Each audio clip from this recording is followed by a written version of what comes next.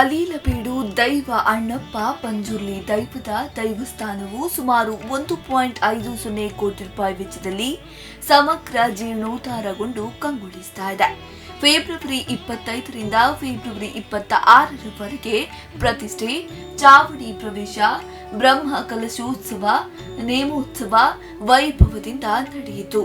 ಕಾಪು ಸಾವಿರ ಸೀಮೆಯ ಒಡೆಯ ಮಹತೋಪಾರ ಶ್ರೀ ಜನಾರ್ದನ ದೇವಸ್ಥಾನ ಮತ್ತು ಸೀಮೆಯ ವ್ಯಾಪ್ತಿಯಲ್ಲಿ ವಿಶೇಷ ಮಾನ್ಯತೆ ಪಡೆದಿರುವ ಕಲೀಲಬೀಡು ಮತ್ತು ಬೀಡಿನ ಕಟ್ಟಡದ ವಾಸ್ತುವಿಗೆ ಹೊಂದಿಕೊಂಡಿರುವ ಕಲೀಲಬೀಡು ಧರ್ಮದೈವ ಶ್ರೀ ಅಣ್ಣಪ್ಪ ಪಂಜುರ್ಲಿ ದೇವಸ್ಥಾನ ನವೀಕೃತ ಶಿಲಾಮಯ ದೈವಾಲಯ ಸಮರ್ಪಣೆ, ಧರ್ಮಚಾವಡಿ, ಬೀಡಿನ ಗೃಹ ಪ್ರವೇಶ, ದೈವ ಪುನರ್ ಪ್ರತಿಷ್ಠೆ, ಮಹಾಕಲಶಾಭಿಷೇಕ ಹಾಗೂ ನೇಮೋತ್ಸವವು ವಿಜೃಂಭಣೆಯಿಂದ ನಡೆಯಿತು. ವೇದಮೂರ್ತಿ ಕಲ್ಯಾ ಶ್ರೀಶ ತಂತ್ರಿ ನೇತೃತ್ವದಲ್ಲಿ ಧಾರ್ಮಿಕ ವಿಧಿವಿಧಾನಗಳು ನೆರವೇರಿದವು.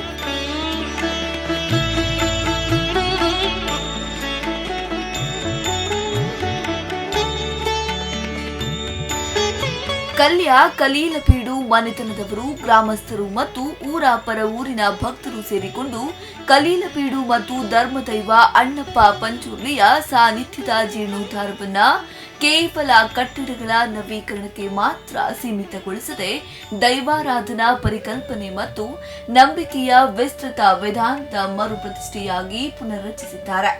ಕಲೀಲಬೀಡು ಧರ್ಮ ಚಾವಡಿಯ ನಿರ್ಮಾಣವು ಸಂಪೂರ್ಣವಾಗಿ ಕಾಷ್ಟ ಶಿಲ್ಪದ ವೈಭವದೊಂದಿಗೆ ಶೋಭಿಸ್ತಾ ಇದೆ. ಶ್ರೀ ಕ್ಷೇತ್ರ ಧರ್ಮಸ್ಥಳದಿಂದ ಬಂದ ಅಣ್ಣಪ್ಪ ಪಂಜುರ್ಲಿಯು ಒಡೆಯ ಜನಾರ್ದನ ದೇವರಲ್ಲಿ ಕಾಪು ಸಾವಿರ ಸೀಮೆಯಲ್ಲಿ ನೆಲೆಯೂರಲು ಅವಕಾಶ ಕೇಳುತ್ತಾನೆ.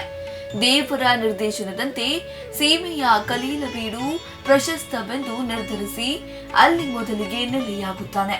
ಬೀಡಿನ ಹೆಡ್ಡೆಯವರು ಚಾವಡಿಯಲ್ಲಿ ಮೈಸಂದಾಯ ದೈವದೊಂದಿಗೆ ಗ್ರಾಮಸ್ಥರ ಕೂಡುವಿಕೆಯಲ್ಲಿ ಪಂಜುರ್ಲಿಯನ್ನ ನಂಬುತ್ತಾರೆ.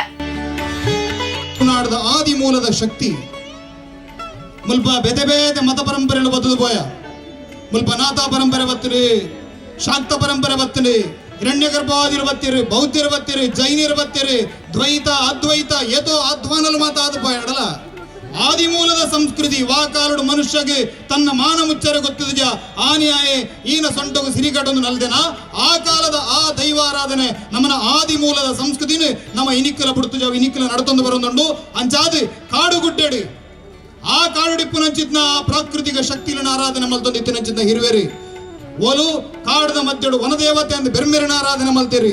ನೀರುಡಿ ನಿಗರು ಬಾನುಡು ತೆಡಿಲು ಭೂಮಿಡು ಪುಂಚೊಡು ಮಾಶೇಷಗ ತಂಗಡಿ ಭೂಮಿ ತುಕ್ಕಂದ ದೈವ ಕನ್ಯಾ ಲೆಕ್ಕೇಸಿರಿ ಬಂಡರಿ ಆ ಭೂಮಿನ ಲೆಕ್ಕೇಸಿರಿನ ರೂಪಡು ಆರಾಧನೆ ಮಲ್ತೇರಿ.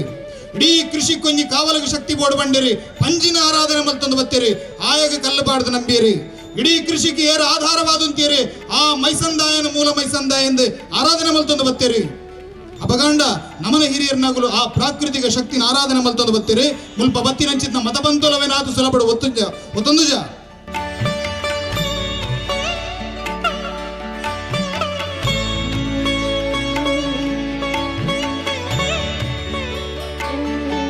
ಬೀಡಿನ ಮುಂಭಾಗದ ಗದ್ದೆಯ ನಡುವೆ 2 ಸಮಾಧಿಗಳಿವೆ. ಈ ಸಮಾಧಿಗಳಲ್ಲಿ ಒಂದೇ ಸಮಯಕ್ಕೆ ಮೃತಪಟ್ಟ ಅವಳಿ ಸ್ತ್ರೀಯರದ್ದು, ಮತ್ತೊಂದು ಅವಳಿ ಪುರುಷರದ್ದು ಎಂದು ಹೇಳಲಾಗ್ತಾ ಇದೆ. ಪುರುಷರದ್ದು ಎಂದು ಹೇಳಲಾಗುವ ರೂಪೆಯಲ್ಲಿ ಯಾವ ಕಾಲಕ್ಕೂ ಹುಲ್ಲು ಬೆಳೆಯುವುದೇ ಇಲ್ಲ. ಚಾವಡಿಯಲ್ಲಿ ತಂಬಿಲ ಮುಂತಾದ ಸಂದರ್ಭಗಳಲ್ಲಿ ನಡೆಯುವ ದೈವ ದರ್ಶನದ ಸಂದರ್ಭ ದೈವಪಾತ್ರಿ ಚಾವಡಿಯಿಂದ ನೇರವಾಗಿ ಸಮಾಧಿ ಇರುವಲ್ಲಿಗೆ ಕನಿಷ್ಠ 1000 ಶಿಯಾಳಗಳನ್ನ ಬಿಸಾಡುವ ಸಂಪ್ರದಾಯವೊಂದು ಇಲ್ಲಿ ರೂಢಿಯಲ್ಲಿದೆ. ದೈವದ ಸವಾರಿಗೆ ಹಂದಿಯ ಪ್ರತಿಕೃತಿ ಇರುವ ಬಂಡಿ ಇದ್ದು, ಕೋಲದ ಸಂದರ್ಭ ದೈವವು ಈ ಬಂಡಿಯಲ್ಲಿ ಕುಳಿತು 3 ಸುತ್ತು ಬಲ್ಲಿ ಬರುವುದು ಇಲ್ಲಿಯ ವಿಶೇಷ. ಕಾಪು ಕಲೀಲಬೀಡು ಅಣ್ಣಪ್ಪ ಪಂಜುರ್ಲಿ ದೇವಸ್ಥಾನ ಸುಮಾರು 400ರಿಂದ 500 ವರ್ಷಗಳ ಇತಿಹಾಸವನ್ನು ಹೊಂದಿದೆ. ಕಾಪು ಲಕ್ಷ್ಮೀ ಜನಾರ್ದನ ದೇವರ ಒಂದು ಶಕ್ತಿಯಾಗಿ ಕಾಪು ಲಕ್ಷ್ಮೀ ಜನಾರ್ದನ ದೇವರ ಅನುವು ತಗೊಂಡು ಕಾಪುವಿನಲ್ಲಿ ನೆಲೆಸಿರುವಂತಹ ಈ ಅಣ್ಣಪ್ಪ ಪಂಜುರ್ಲಿ ದೈವವು ಧರ್ಮಸ್ಥಳದಿಂದ ಬಂದಂತಹ ಇತಿಹಾಸ ಇದೆ. ಇಲ್ಲಿ ಕಾರ್ಣಿಕವಾದ ಈ ದೈವವು ಬಹಳ ವರ್ಷದಿಂದ ನಮ್ಮ ಕಾಪುವಿನ ಕಲ್ಯ ಪರಿಸರದಲ್ಲಿ ನೆಲೆ ನಿಂತಿದೆ. ಬಹಳ ಹಳೆಯದಾದ ಆ ಕಟ್ಟಡವನ್ನು ದೇವರ ಗುಡಿಗಳನ್ನು ನಾವು ಪುನರ್ನಿರ್ಮಾಣ ಮಾಡಿ ಬ್ರಹ್ಮಕಲಶದ ಈ ಸಂದರ್ಭದಲ್ಲಿ ಇದ್ದೇವೆ. ಬಹಳ ಕಾರ್ಣಿಕವಾದ ಈ ಅಣ್ಣಪ್ಪ ಸ್ವಾಮಿಯು ಇಲ್ಲಿ ತಂಬಿಲ ಹೂವಿನ ಪೂಜೆ ಒಂದು ವಿಶೇಷವಾಗಿದೆ. ಹಾಗೂ ಒಂದು ನೇಮ ಆಗಬೇಕಾದರೆ ಇಲ್ಲಿ 1000 ಸಿಯಾಳ, 1000 ಸಿರಿ ಹಾಗೂ 1000 ಕೋಳಿಗಳ ಒಂದು ಇತಿಹಾಸವಿರುವಂತಹ ಈ ಸ್ಥಳವು ಬಹಳ ಒಂದು ಕಾರ್ಣಿಕದ ಕ್ಷೇತ್ರವಾಗಿದೆ.